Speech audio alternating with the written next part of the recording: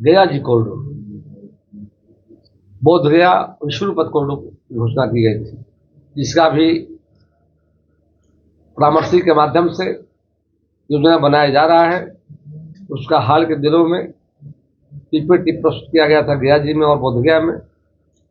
हम धन्यवाद बधाई देते हैं बिहार वासियों को ओर से।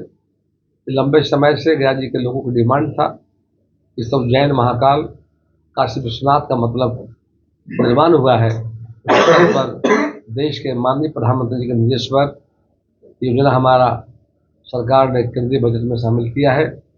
जल्द ही काम शुरू होने जा रहे हैं। इसी विकास और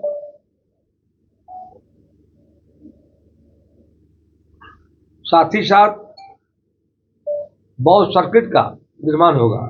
इसके साथ ही इंडस्ट्रियल क्लस्टर, महात्मा गांधी ग्राम स्वराज पहल, national fibre scheme, self reliant India fund and आधार संरचना इन्वेस्टमेंट ट्रस्ट जैसी योजनाओं न केवल अर्थव्यवस्था गति बढ़ाएगी बल्कि रोजगार का अवसर सृजित करेगी।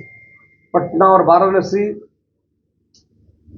में शिप रिपेयर सेंटर बनाए जाएंगे जो खास तौर पर आंतरिक जलमार्गों के लिए होंगे।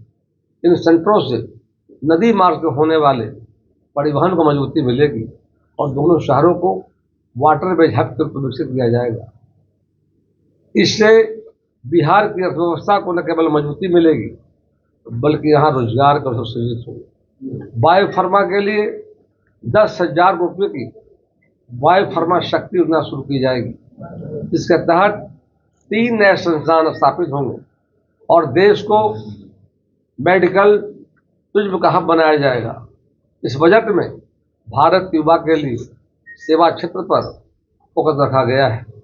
उच्चाधिकार प्राप्त शिक्षा, रोजगार और उद्यम को जोड़कर विकास और निर्यात की संभावनाओं को बढ़ाएगी।